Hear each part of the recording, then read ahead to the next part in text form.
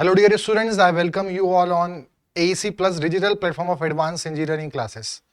और जैसा कि आप सभी को पता है हमने यूनिट नंबर 3 जो हमारा फ्लूइड काइनेमेटिक्स है उसे हमने स्टार्ट किया है। काइनेमेटिक्स का मतलब है मोशन ऑफ फ्लूइड की स्टडी करना, बट जो कॉज ऑफ मोशन है, जो फोर्सेस हैं बिहाइंड द मोशन, उनका हम बात यहां पर नहीं करेंगे।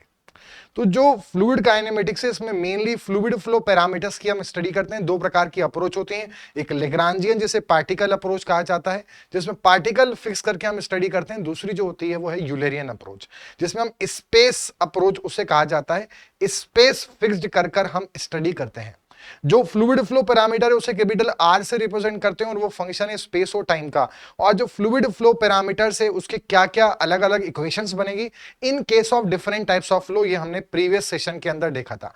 प्रीवियस सेशन के हमने अंदर steady, unsteady, uniform, non uniform, rotational, irrotational, compressible, incompressible and laminar turbulent in flow के बारे में डिस्कशन किया था और क्या इनकी मैथमेटिकल इक्वेशंस होती हैं, क्या एग्जांपल्स होते हैं, इनके बारे में डिस्कशन किया था।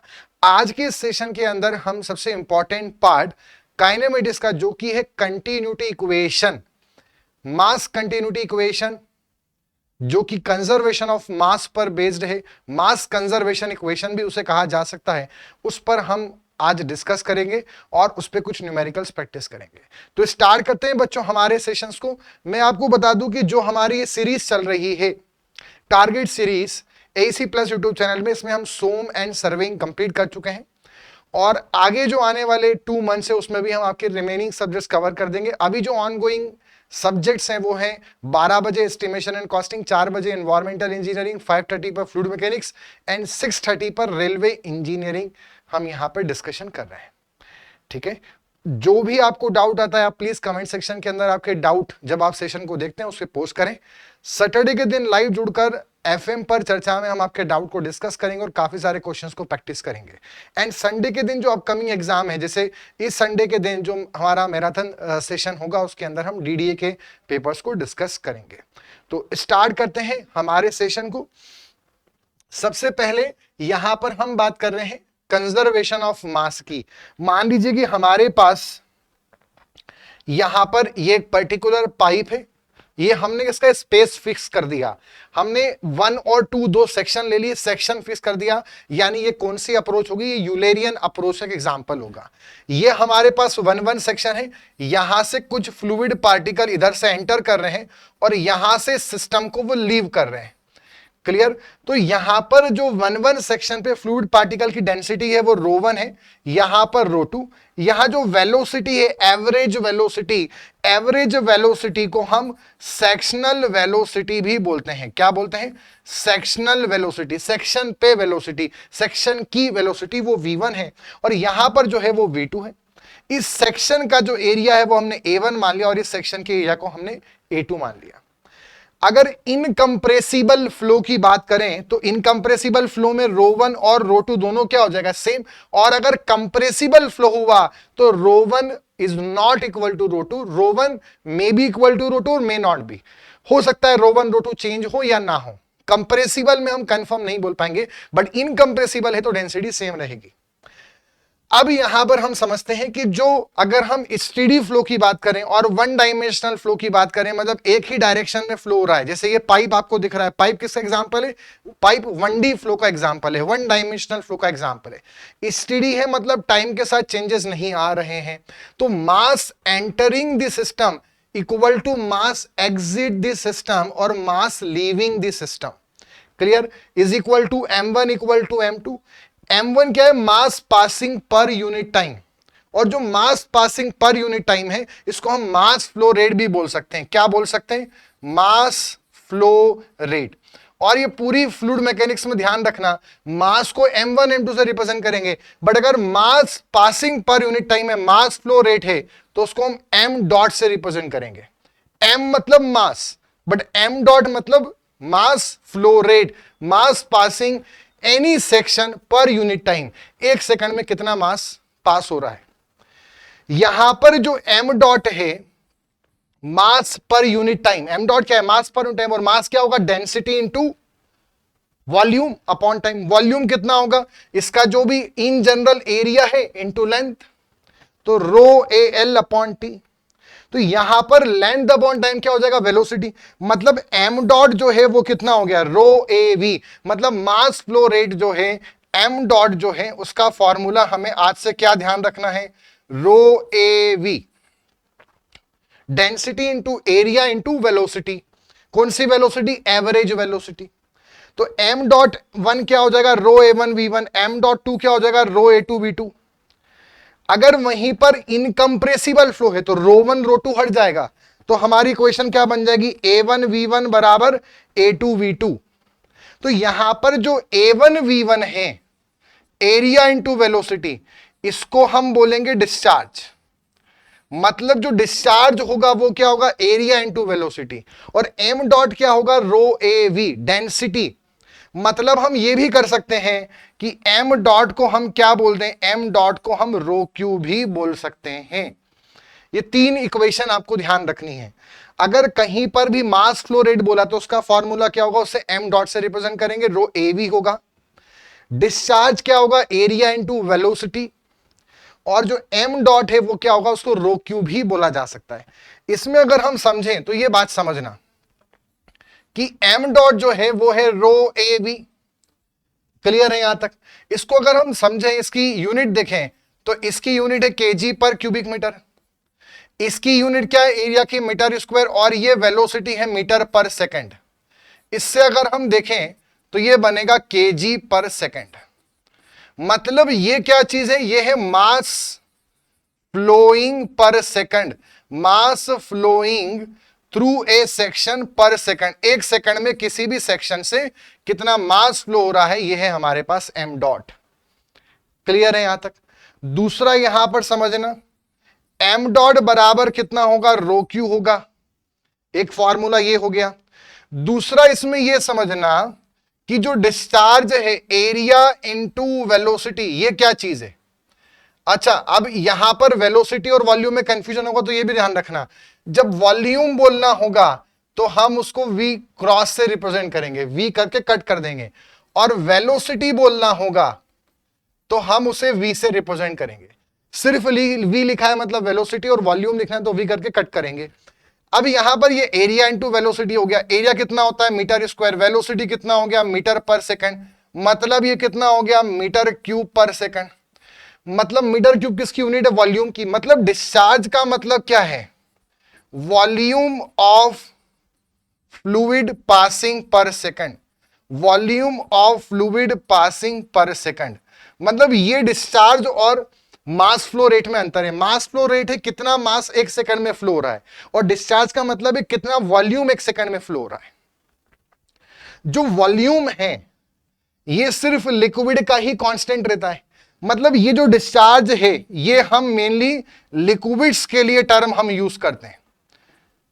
क्लियर। जो कि जो आपके लिक्विड्स हैं, जो तरल पदार्थ हैं, उनका मास और वॉल्यूम दोनों कांस्टेंट रहता है, बिकॉज दे आर इनकंप्रेसिबल, उनका वॉल्यूम चेंज नहीं होता। तो डिस्चार्ज टर्म उनके लिए है।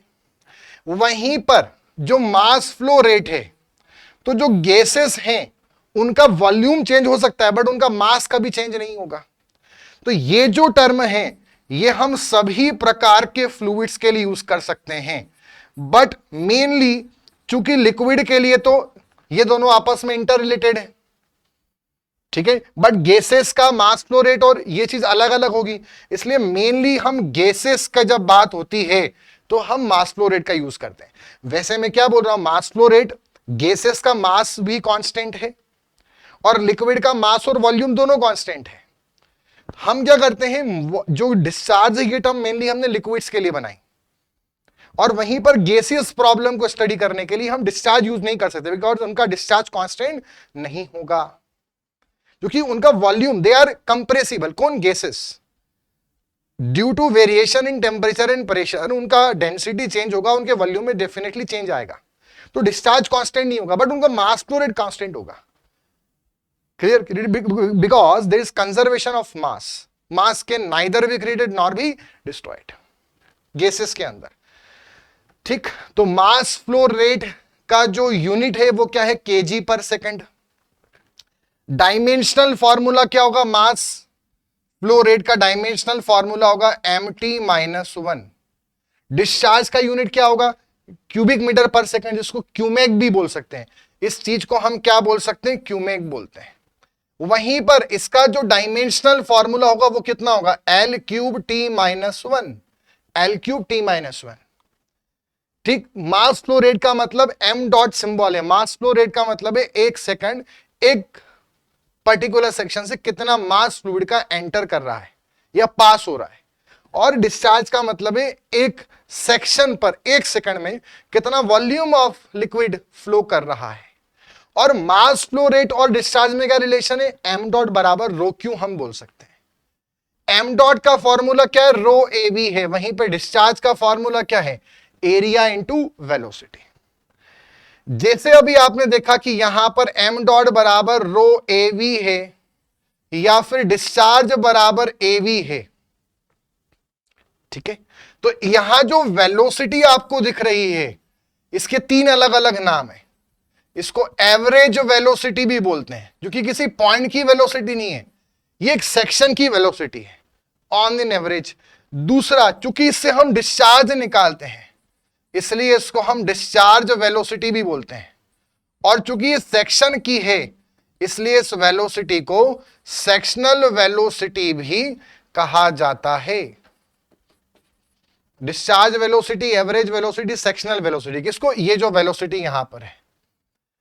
अगली चीज ध्यान रखना, अगर लिक्विड्स हैं, क्या है, लिक्विड्स हैं, तो लिक्विड में हम ये बोल सकते हैं कि डिस्चार्ज हमेशा क्या रहेगा, कांस्टेंट रहेगा।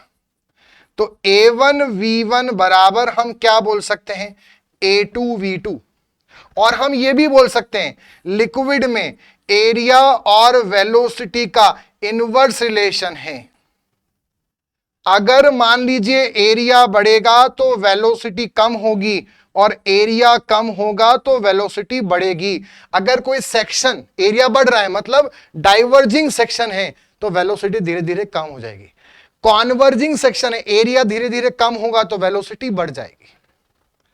वहीं पर अगर हम किसी भी लिक्विड की बात करें, for any liquid, for any not liquid, for any fluids, mainly हम बोल सकते हैं गैसेस, क्योंकि लिक्विड के लिए तो हमारे पास ये कंडीशन भी है।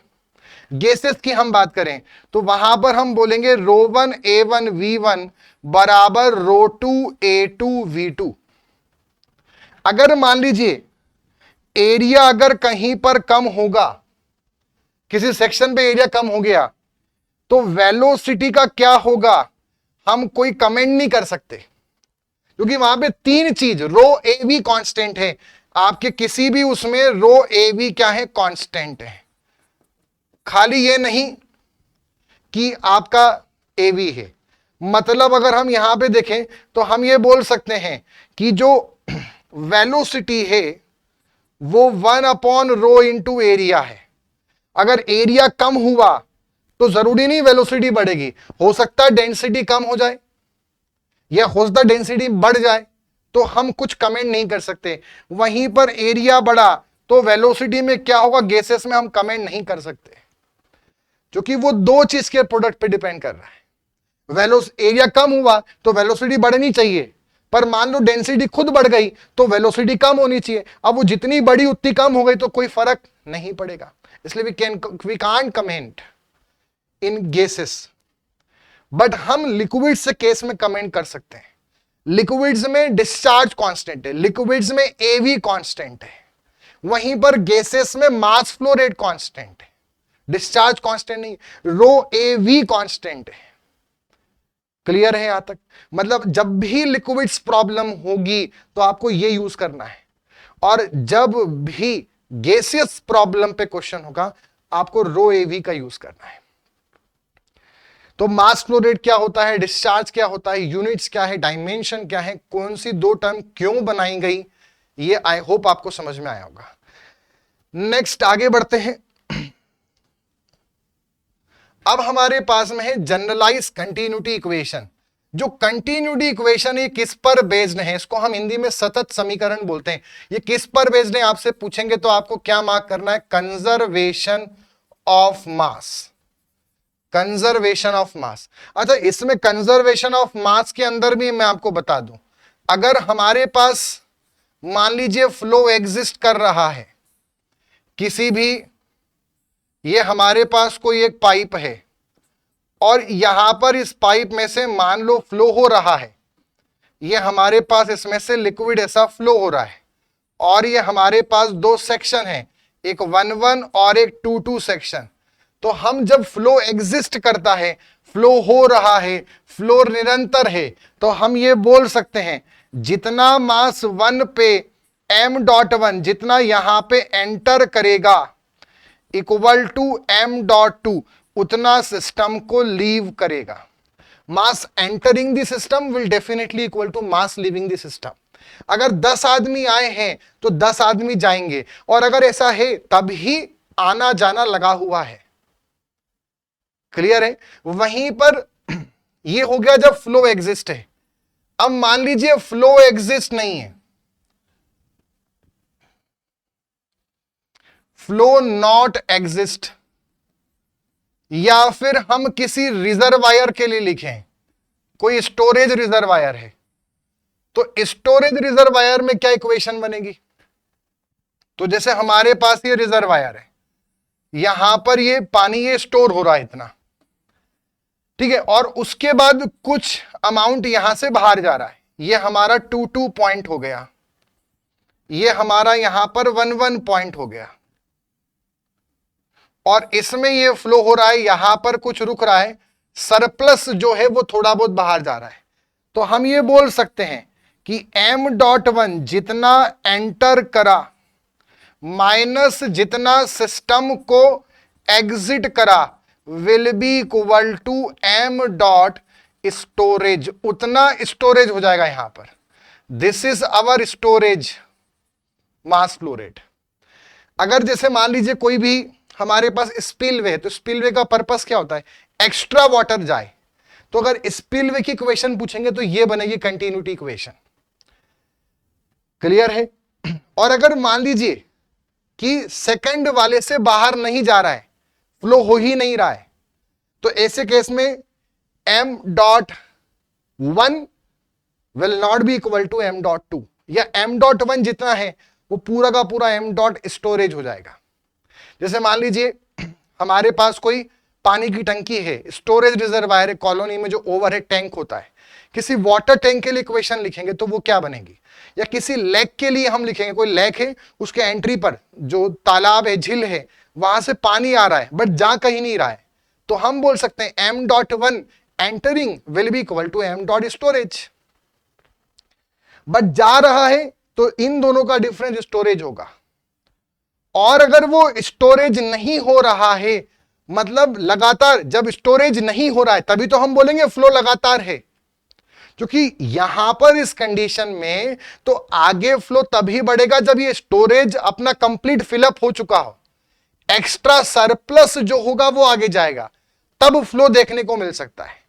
मान लीजिए जितना स्टोरेज है उतना पानी उसमें नहीं गया, तब तक तो पानी रुका रहेगा, जितना आएगा सिर्फ स्टोर होगा। तो यानी कि फ्लो एग्जिस्ट कब है? फ्लो एग्जिस्ट तब है जब ये इक्वेशन वैलिड हो, और इसी को इसलिए कंटिन्यूटी कहा गया कि फ्लो निरंतर है। ये हमें कैसे पता चलेगा? जब निरंतर है उसी को फ्लो बोलेंगे। आना फ्लो नहीं है, किसी जगह पे पानी का आना या किसी फ्लूइड का आना फ्लो नहीं है। आके चले जाना, आके चले जाना, जितना आए उतना जाए, एक बूंद भी ना रुके, वो फ्लो कहलाता है। वही कंटिन्यूस फ्लो है। आना तो फ्लो हो सकता है, बट आके रुक जाना या कुछ चले जाना कंटिन्यूस फ्लो नहीं है। कंटिन्यूस तभी होगा जब जितना आए उतना जाए, मतलब जब ये वैलिड होगा तभी उसे कंटिन्यूस फ्लो कहा जा सकता है, और इसीलिए इसे कंटिन्यूटी इक्वेशन बोलते हैं। क्लियर? अब जो कंटिन्यूटी इक्वेशन है वो इक्वेशन ये है जो आपको ध्यान रखनी है। ये 3D कंटिन्यूटी इक्वेशन है। कौन सी है हमारे पास? 3D continuity equation. Del rho U by del x plus del by del Y rho we plus del by del Z rho W plus del rho by del T equal to 0। ये equation कब valid है? चाहे study हो चाहे unsteady, uniform हो या non uniform, compressible हो या इनकंप्रेसिबल, हर कंडीशन में ये वैलिड है। कि यूवीडब्ल्यू क्या है थोड़ा उसके बारे में समझ लेते हैं। हमारा जब भी कहीं फ्लो हो रहा है, कैसा भी फ्लो हो रहा है, ठीक है, 3D फ्लो हो रहा है, ये एक्स डायरेक्शन है, ये वाई डायरेक्शन है और ये जेड डायरेक्शन है। कोई भी कहीं पर एक फ्लूइड पार्टिकल है स्पेस में, कहीं पर 3D फ्लो हो रहा है, तो इसकी जो वेलोसिटी होगी 3D पार्टिकल की, उसको हम वेक्टर फॉर्म में ऐसे रिप्रेजेंट करते हैं, यू आई के plus V J cap plus W K cap. यहां पर यू वी डब्ल्यू क्या है, ये वेलोसिटी के कंपोनेंट है। ये हमारा कौन है, ये मेन वेलोसिटी है इस फ्लूइड पार्टिकल की, जो स्पेस में मूव कर रहा है 3D डायरेक्शन में।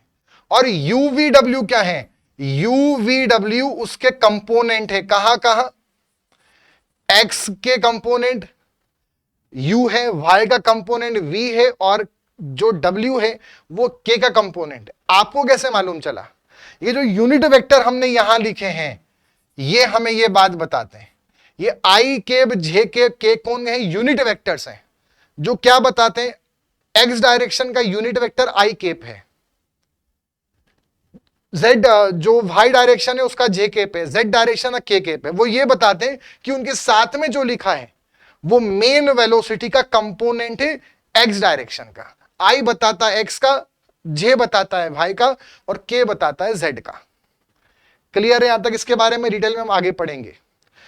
तो जो हमारे पास सबसे पहला केस 3D फ्लो के लिए जो कंटिन्यूटी इक्वेशन अगर आपसे एग्जाम में पूछें, तो वो हमारे पास क्या बनेगी, वो हमारे पास बनेगी del by del x rho you plus del by del Y rho we plus del by del Z rho W plus del rho by del T equal to 0। ये हमारे पास 3D फ्लो के लिए कंटिन्यूटी इक्वेशन है। अब हम यहां पर कुछ अजम्पशन लेते हैं। मान लीजिए जो हमारा फ्लो है, ठीक है, वो इनकंप्रेसिबल फ्लो है। पहले तो हम स्टेडी फ्लो मानते हैं, पहला अजम्पशन हम लेंगे 3D स्टेडी फ्लो। अब स्टेडी फ्लो है तो उसमें टाइम के साथ चेंज नहीं आएगा, मतलब ये वाला जो कंपोनेंट है खत्म हो जाएगा। तो ये 3D फ्लो की इक्वेशन है। बट अब आपसे कहा जाए कि 3D स्टेडी फ्लो की इक्वेशन क्या होगी, तो इस केस में जो del rho by del T है ये 0 हो जाएगा। तो इसमें हम बोलेंगे del by del x rho you plus del by del Y rho W rho we plus del by del Z rho W बराबर 0। ये 3D स्टेडी फ्लो कंडीशन है। अगला हम अजम्पशन लेते हैं 3D इक्वेशन बतानी है, स्टेडी फ्लो की बतानी है, साथ में इनकंप्रेसिबल फ्लो के लिए इक्वेशन बतानी है। इनकंप्रेसिबल फ्लो का मतलब है जिसमें डेंसिटी में चेंजेस नहीं आते। अगर ऐसा है मतलब डेंसिटी हमारे पास क्या हो जाएगी, कांस्टेंट हो जाएगी। तो हमारी इक्वेशन बन जाएगी del by del x u plus del v by del y plus del डब्ल्यू by del z equal to 0। So ये कौन सी इक्वेशन है, 3D स्टेडी इनकंप्रेसिबल फ्लो की इक्वेशन है। इनकंप्रेसिबल, इसका प्रैक्टिकल एग्जांपल हो सकता है कोई भी, अगर मान लीजिए रिवर में फ्लो हो रहा है और आप टाइम स्पान बहुत कम लेके चल रहे हैं, बहुत बड़ा टाइम स्पान लेके चलेंगे, आज आपने रीडिंग रिकॉर्ड करी और आप अगले साल करेंगे या 2 महीने बाद करेंगे, तो हो सकता है आपको टाइम के साथ चेंजेस देखने को मिले किसी एक ही जगह पर। बट आज आपने रीडिंग लिया, आप अभी जस्ट 5 मिनट बाद आप रीडिंग लो, एक छोटा टाइम स्पान लो, तो टाइम के साथ ज्यादा चेंजेस नहीं आएंगे। आज लिया, अभी रीडिंग लिया और 5-10 मिनट बाद फिर लो, तो ये स्टेडी हो गया। इनकंप्रेसिबल क्योंकि वाटर फ्लो हो रहा है रिवर में, और रिवर एक 3D फ्लो है, तो इसका सबसे बड़ा एग्जांपल हो सकता है river flow, but time span कम होना चाहिए। अगला हम यहां पर बात करते हैं, अगर मान लीजिए 2 डायमेंशनल कंटिन्यूटी इक्वेशन की बात की जाए, तो जो थर्ड कंपोनेंट है वेलोसिटी का W, ये क्या हो जाएगा, 0 हो जाएगा। तो हम यहां पर ये बोल सकते हैं, हमारा fourth case 2D steady incompressible flow, इसकी इक्वेशन क्या बनेगी? तो इसकी हमारे पास इक्वेशन बनेगी del U by del x plus del V by del y equal to 0। इसका एग्जाम्पल क्या होगा? इसका जो एग्जाम्पल है वो है हमारे पास फ्लो थ्रू पैरेलल प्लेट। अगर दो समानांतर प्लेट हैं और उनके बीच में कोई भी फ्लूइड का या लिक्विड का मोशन हो रहा है, क्योंकि लिक्विड क्योंकि इनकंप्रेसिबल बोला है, तो वो जो एग्जाम्पल होगा वो हमारा 2D फ्लो का होगा। जब दो पैरेलल प्लेट के बीच में फ्लो होता है तो वो 2 डायमेंशनल फ्लो होता है। अगर मान लीजिए हम अगला बोले 1 डायमेंशनल स्टेडी और इनकंप्रेसिबल फ्लो, इसके लिए इक्वेशन क्या बनेगी? तो इसके लिए हमारे पास इक्वेशन बनेगी, ये हमने यहां पर, this is del U by del x. अगर इसके लिए हम लिखेंगे तो इसकी इक्वेशन बनेगी del U by del x is equal to 0। Velocity में चेंज नहीं आएगा। इसका एग्जाम्पल क्या हो सकता है? इसका एग्जाम्पल हो सकता है फ्लो थ्रू पाइप। जो पाइप फ्लो होता है वो मेनली 1 डायमेंशनल होता है। जो फ्लो थ्रू पैरेलल प्लेट है वो 2D फ्लो, जो रिवर में फ्लो होता है वो 3D फ्लो होता है, स्पेस फ्लो होता है। तो del U by del x बराबर 0। तो यहां पर U बराबर क्या आ जाएगा? कांस्टेंट आ जाएगा। और U बराबर कांस्टेंट आ जाएगा तो मैं अगर किसी भी पाइप के अंदर किसी सेक्शन की बात करूं, ये जो यहां पर है ये है आपका मास फ्लो रेट पासिंग पर सेकंड पर यूनिट एरिया। जो भी हमारा सेक्शन है, मान लीजिए उस सेक्शन का एरिया है A मीटर स्क्वायर, उससे मल्टीप्लाई कर दूं तो वो बन जाएगा AU बराबर कांस्टेंट। और यही हमने कंटिन्यूटी इक्वेशन पढ़ी है, A1 V1 बराबर A2 V2। तो जो A1 V1 A2 V2 जिसको हम डिस्चार्ज बोल रहे थे, जो इसके पहले हमने पढ़ा था, ठीक है, वो कंटिन्यूटी इक्वेशन है, बट वो 1 डायमेंशनल कंटिन्यूटी इक्वेशन है। एक्चुअल कंटिन्यूटी इक्वेशन मैंने आपको बताई, ये वाली हमारे पास 3D फ्लो के लिए, अगली हमारे पास है 3D स्टेडी फ्लो के लिए, टाइम के साथ चेंज 0, फिर 3D steady incompressible, density constant. उसके बाद अगली हमारे पास में है 2D स्टेडी इनकंप्रेसिबल, तो उसमें हमने थर्ड कंपोनेंट Z वाला 0 कर दिया। और 1D स्टेडी इनकंप्रेसिबल में एक और कंपोनेंट Y वाला भी 0 हो गया। तो हमारे पास इक्वेशन बनी A1 V1 बराबर A2 V2 या AV बराबर कांस्टेंट या डिस्चार्ज बराबर कांस्टेंट। मतलब ये भी कंटिन्यूटी जो हमने पहले पढ़ी थी, बट वो हमारी 1 डायमेंशनल की है। और ये सिर्फ लिक्विड के लिए, गैस के लिए इसी चीज को लिखेंगे तो क्या आ जाएगा? रो AV आ जाएगा। तो वो क्या होता है? मास फ्लो रेट, वो हमने पहले ही डिस्कस कर लिया। अगर कोई स्टोरेज रिजर्वायर है तो कंडीशन क्या बनेगी? Mass entering minus mass leaving equal to mass storage. और अगर कहीं पर फ्लो हो रहा है बट कंटिन्यूस नहीं है तो क्या बनेगा? Mass entering not equal to mass leaving. But अगर फ्लो हो रहा है, फ्लो होना इंपॉर्टेंट नहीं है, फ्लो कंटिन्यूस होना इंपॉर्टेंट है। और कंटिन्यूस फ्लो तभी हम चेक कर सकते हैं जब mass entering is equal to mass leaving, ये इक्वेशन बैलेंस हमारी हो पा रही है। और मास m से रिप्रेजेंट करते हैं, बट m डॉट से मास फ्लो रेट को रिप्रेजेंट किया जाता है। सो ये हमने पूरा यहां पर देख लिया। हमारे पास स्टेडी इनकंप्रेसिबल के लिए क्या इक्वेशन है, ये हम डिस्कस कर चुके हैं। अब हम यहां पर सीधे क्वेश्चंस पर आ जाते हैं। The diameter of a pipe at the section 1 and 2 are 10 centimeter and 15 centimeter respectively.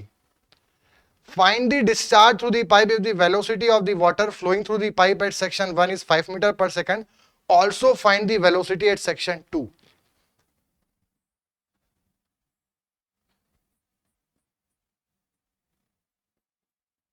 मतलब हमारे पास सेक्शन है, इस सेक्शन का डायामीटर है 10 सेंटीमीटर और इस सेक्शन का हमारे पास डायामीटर है 15 सेंटीमीटर। क्लियर? अब आगे बोल रहे हैं find the discharge to the pipe with the velocity of the water flowing through the pipe at section 1।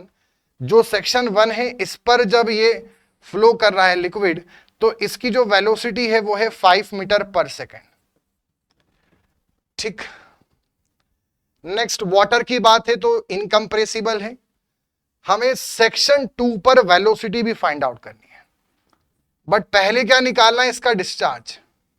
तो देखिए हम क्या बोल सकते हैं, यहां पर Q बराबर AV बोल सकते हैं और A1 V1 बोल सकते हैं।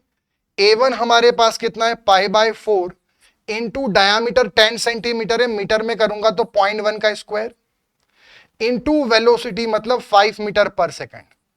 इसको मैंने सेंटीमीटर से मीटर में कर दिया और ये मीटर पर सेकेंड में है। इसको मल्टीप्लाई करेंगे, कितना आंसर आएगा एक बार चेक करते हैं।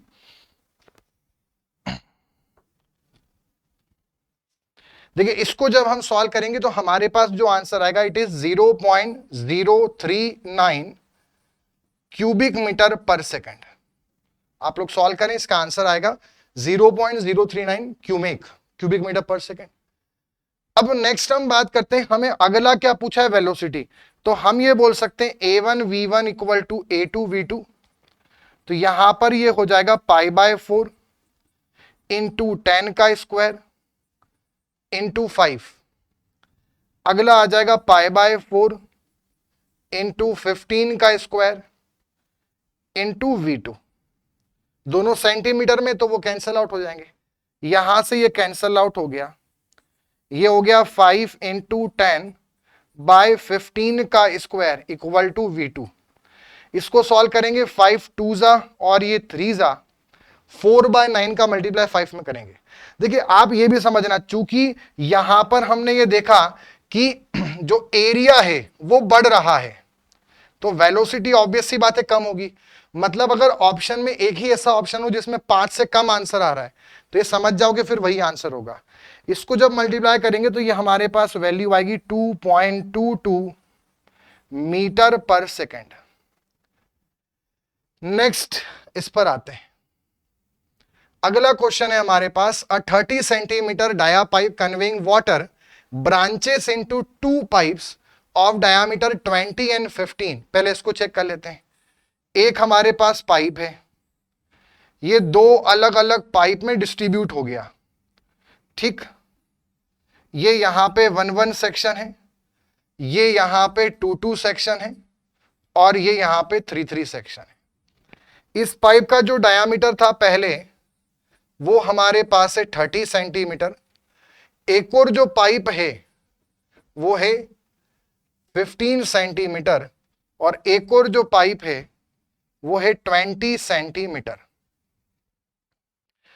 नेक्स्ट इन्होंने बोला है कि अगर एवरेज वेलोसिटी, जो डिस्चार्ज में वेलोसिटी होती है वो एवरेज ही होती है, 30 सेंटीमीटर वाले पे कितनी है, 2.5 मीटर पर सेकेंड। वहीं पर अगला हमें डिस्चार्ज बताना है, इस पाइप का डिस्चार्ज कितना है, मतलब ये Q कितना है। अगला उन्होंने बोला है also determine the velocity in 15 centimetre pipe. इस वाले की भी हमें वेलोसिटी बतानी है। अगर जो 20 सेंटीमीटर वाले पाइप की एवरेज वेलोसिटी है वो 2 मीटर पर सेकेंड है, ये क्वेश्चन में बोला है। पहले तो इसका निकालते हैं, तो डिस्चार्ज बराबर कितना हो जाएगा, A1 V1। इसको करेंगे तो π/4 इंटू 30 को मीटर में करेंगे तो 0.3 का होल स्क्वायर इंटू 2.5 मीटर पर सेकेंड। इसको जब मल्टीप्लाई करेंगे तो कितना आंसर आएगा, इसको जब मल्टीप्लाई करेंगे तो ये आंसर आएगा 0.1755 क्यूबिक मीटर पर सेकेंड। ये इसका आंसर आ गया। दूसरा, अब हम ये बोल सकते हैं कि ये जो हमारे पास Q1 है ये Q1 है और ये Q2 बोल देते हैं और ये Q3 बोल देते हैं। तो हम ये बोल सकते हैं मास एंटरिंग बराबर मास लीविंग, तो Q1 बराबर कितना हो जाएगा, Q2 प्लस Q3।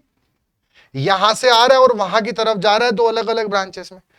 तो इसमें हम ये बोल सकते हैं कि π/4, अब यूनिट हम सेंटीमीटर ही रखेंगे, इंटू 30 का square into 2.5 equal to π/4 into 20 का स्क्वायर, इसका एरिया इंटू इसकी वेलोसिटी, प्लस इसका एरिया इंटू 15 का स्क्वायर इंटू इसकी वेलोसिटी जो हमें निकालनी है। इसमें से हम left and right hand side में से जो π/4 है वो सब जगह से कैंसल आउट कर देते हैं। 30 का स्क्वायर इंटू 2.5 करेंगे, उसमें से 20 का स्क्वायर इंटू 2 माइनस कर देंगे और 15 के स्क्वायर का डिवाइड कर देंगे। तो हमारे पास सॉल्व करने पर जब V2 निकल कर आएगा, एक बार सॉल्व करिए कितना आ रहा है। इसको जब हम सॉल्व करेंगे तो ये आएगा हमारे पास 6.44 मीटर पर second. So this is our final answer. तो आई होप कि आपको ये पूरा जो सेशन है हमारा समझ में आया होगा। इसमें हमने कंटिन्यूटी इक्वेशन की बात करी। कंटिन्यूटी इक्वेशन किस पर बेस्ड है? कंजर्वेशन ऑफ मास पर बेस्ड है। सभी फ्लूइड्स के लिए हम मास फ्लो रेट वर्ड का यूज कर सकते हैं, उसकी यूनिट है केजी पर सेकंड और डायमेंशन है mt-1। वहीं पर डिस्चार्ज मेनली लिक्विड्स के लिए यूज कर सकते हैं बस, और उसका यूनिट है हमारे पास क्यूबिक मीटर पर सेकंड, डायमेंशन है m3t-1 l3t-1। अब जो मास फ्लो रेट है उसका एक और फॉर्मूला हो सकता है रो क्यू। अगर गैसेस में इक्वेशन लगाएंगे तो वहां कंटिन्यूटी इक्वेशन वन डायमेंशनल की होगी, रो एवी कांस्टेंट, और लिक्विड्स में होगी एवी बराबर कांस्टेंट। अगर एरिया कम हो रहा है पाइप में तो वेलोसिटी बढ़ेगी, एरिया और वाइस वर्सा। ऐसा लिक्विड में, गैसेस में हम नहीं बोल सकते, क्योंकि वहां पर जो वेलोसिटी है खाली वो एरिया का फंक्शन नहीं है, वो डेंसिटी का भी फंक्शन है, एंड दे आर कंप्रेसिबल, उनकी डेंसिटी चेंज हो सकती है। सो वी कांट कमेंट कि एरिया कम हुआ तो वेलोसिटी बढ़ेगी ही बढ़ेगी गैसेस में। लिक्विड्स में ऐसा हमेशा होगा। फिर हमने कंटिन्यूटी इक्वेशन देखी, डिराइव्ड रिजल्ट थे, रिजल्ट्स देखे हमने। 3D के लिए क्या थी? Del by del x rho you plus del by del Y rho we plus del by del Z rho W plus del rho by del t. U v डब्ल्यू क्या है? वेलोसिटी वेक्टर के 3 component x y and z direction में। Then 3D study पढ़ी, 3D study incompressible पढ़ी, 2D study incompressible पढ़ी और 1D study incompressible पढ़ी। Flow through parallel plate example है 2D का, और पाइप है 1D का, और 3D का एग्जांपल है रिवर फ्लो। नेक्स्ट फिर हमने यहां पर बात किया कि कोई भी न्यूमेरिकल में अप्रोच कैसे लगाई जा सकती है। सिर्फ हमें इक्वेशन ध्यान रखनी A1V1 बराबर A2V2, बट ये लिक्विड्स में ही एप्लीकेबल होगी। गैसेस हुआ तो ρ1 A1V1 equal to ρ2 A2V2। Storage reservoir के लिए क्वेश्चन पूछेंगे तो क्या होगा? m mass entering is equal to mass या mass leaving plus mass storage, और mass entering minus mass leaving equal to mass storage. तो आई होप कि आपको ये समझ में आया होगा। नेक्स्ट सेशन के अंदर से हम वेलोसिटी वेक्टर्स जो भी हमने समझा उसके बारे में समझेंगे, और साथ में एक्सीलरेशन वेक्टर। एक्सीलरेशन 2 प्रकार का होता है, कॉन्वेक्टिव एंड टेम्पोरल, उनमें क्या डिफरेंस है, और अलग अलग फ्लूइड फ्लो प्रॉब्लम्स में कौन कौन सी कंडीशंस बनती हैं, मतलब स्टेडी नॉन यूनिफॉर्म फ्लो कहां होता है, अनस्टेडी यूनिफॉर्म फ्लो के एग्जांपल्स क्या हैं, इनके बारे में नेक्स्ट सेशन में डिस्कशन करेंगे। तो मिलते हैं नेक्स्ट लेक्चर के अंदर। अगर आप एसएससी जेईई की डिटेल में प्रिपरेशन करना चाहते हैं तो मेरी टीम के साथ टेक्निकल एंड नॉन टेक्निकल के सब्जेक्ट्स को लाइव एंड रिकॉर्डेड बैचेस के साथ प्रिपेयर कर सकते हैं, और इसके अंदर साथ में आपको free full length mock test series भी मिलेगी। इसमें 1 ईयर कंप्लीट आपका इसका वैलिडिटी आपको प्रोवाइड की जाएगी, और ये जो कोर्स है सार्थक बैच, इसके अंदर complete notes, hand written notes and PDF question bank भी आपको यहाँ पर प्रोवाइडेड है। बट अगर आपका टारगेट है कि आप सिर्फ एसएससी जे नहीं बल्कि दूसरे एग्जाम्स भी कवर करना चाहते हैं, तो सबसे बढ़िया ऑप्शन है आपके पास में विजय बैच का। इसके अंदर एक ऐसी टेस्ट सीरीज हम प्रोवाइड कर रहे हैं जो है कंबाइन या कॉम्बो एईजेई टेस्ट सीरीज, जिसमें near about more than 400 number of test civil engineering के आपको प्रोवाइड किए जाएंगे, जो सभी एईजेई एग्जाम्स के रिगार्डिंग होंगे। सबसे मेन सार्थक बैच और विजय बैच को आप एसी प्लस एप्लीकेशन में जाके डिस्क्रिप्शन का एक बार चेकआउट करें, सब कुछ डिटेल में अवेलेबल है। एक बार जस्ट आप चेकआउट करें और अपनी इफेक्टिव प्रिपरेशन को इन कोर्सेज के थ्रू स्टार्ट कर सकते हैं।